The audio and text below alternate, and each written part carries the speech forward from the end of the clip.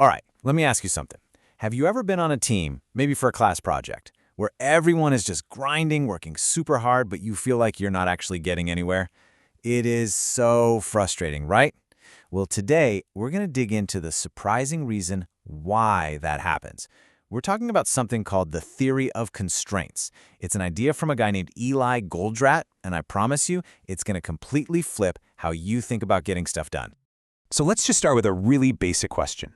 What's the main goal of any factory, any business? Heck, even just your own study schedule for finals week. What are you really trying to achieve? Most of us would probably say something like this. The goal has to be making every single piece of the puzzle 100% efficient, all the time. Make sure every person is busy, every machine is running. It just feels right. But here's the twist. According to the theory of constraints, that is precisely the wrong way to think about it. And this is where Eli Goldratt just turns everything upside down.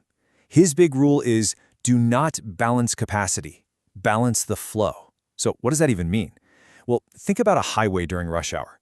If every single car tries to go at its maximum possible speed, what happens? Total gridlock, right? A huge traffic jam. The goal isn't for every car to hit 100 miles per hour. The goal is to keep the traffic flowing smoothly. It's the exact same idea for any process you can think of. Okay, so let's get into the nitty-gritty. Why is this idea of perfect balance and 100% utilization such a trap? Why does a system where everyone looks super busy actually fail? It really boils down to two simple, totally unavoidable facts about how the world works. Let's break this down. First, you've got dependent events. Super simple. One thing has to happen before the next thing can start. You have to write your essay before you can proofread it. The second thing is statistical fluctuations. Basically, stuff happens. No process takes the exact same amount of time every single time.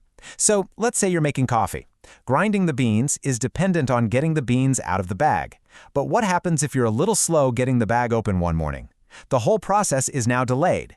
But what if you're super fast the next day? Well, the coffee maker can't brew any faster to catch up. So you see the problem? Delays always get passed down the line, but anytime you gain just disappears. That is the efficiency trap. And that combination of dependency and randomness will always create at least one bottleneck. This word, bottleneck, is the absolute heart of this whole theory. It's just the weakest link in the chain. It's that one part of the process that simply can't keep up with how much work you're throwing at it, and it dictates the speed for everybody else. This brings us to probably the most important quote in all of operations management. An hour loss at a bottleneck is an hour loss for the entire system. Think about a popular restaurant on a Saturday night. If the grill is the bottleneck and the chef has to stop for an hour, the entire restaurant has lost an hour of serving food. Forever. You can't get that back. But what about the second part? An hour saved at a non-bottleneck is a mirage. What if the person washing lettuce gets twice as fast? Who cares? All you're going to get is a giant mountain of clean lettuce sitting in the kitchen, waiting for the grill. Improving something that isn't the bottleneck is just an illusion of progress. Okay, so if trying to improve everything all at once is a total trap, what are we supposed to do? Well, luckily, Goldratt didn't just point out the problem, he gave us a super clear step-by-step solution. It's called the 5 focusing steps. This is your roadmap. It's so logical. Step 1, find that weak link. What's the one thing holding everything back? Step 2, exploit it. That means squeeze every last drop of productivity out of that bottleneck without spending any money. Make sure it's never waiting for work. Step 3 is the craziest one. Subordinate everything else. You actually tell everyone else to slow down and match the pace of the bottleneck. No one works faster than the bottleneck. Then, and only then, if you still need more output, you move to step 4, elevate. This is where you spend the money. Buy a new machine, hire more people for that one specific task. And finally, step 5. Once you've broken that constraint, guess what?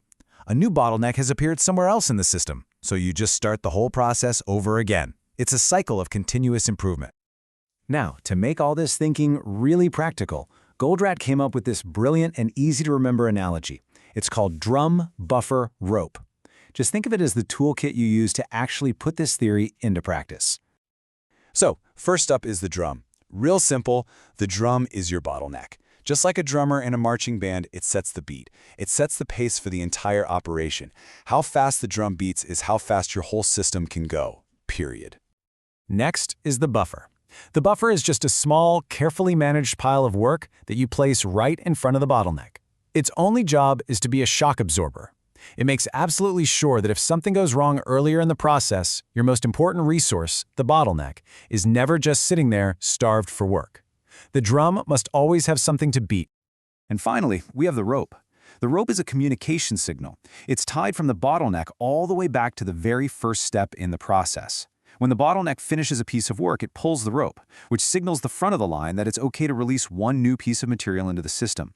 This is so important because it stops you from building up these huge, costly piles of work in progress inventory all over the place.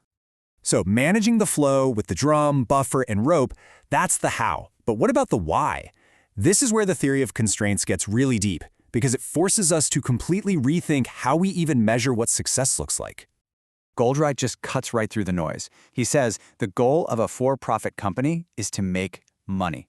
Simple as that. Now, obviously, other things matter. Happy employees, great products, being good for the environment. But from a purely operational view, every single decision you make should be judged on whether it helps the company make more money now and in the future. And this is where the old way of measuring things can really mess us up. We are obsessed with measuring local efficiencies, how busy each person is or how much each machine is running. But we already know the truth, right? Making a non-bottleneck person work faster is a total mirage. You're not actually helping the company make more money. You're just creating waste and inventory, which actually costs the company money.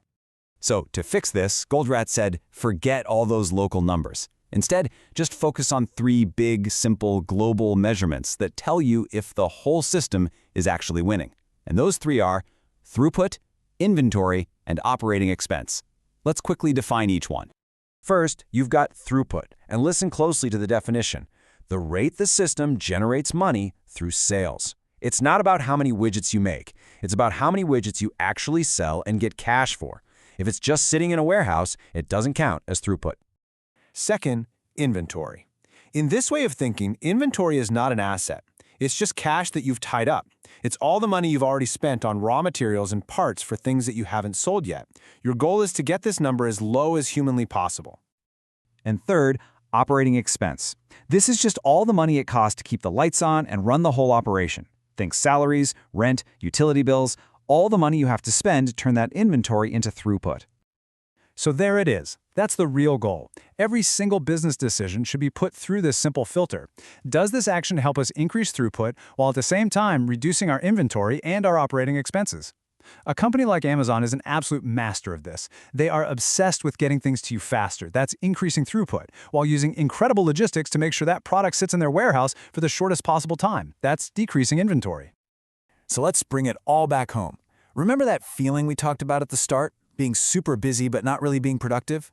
Now you know why. You're probably trying to improve everything at once, which is a trap.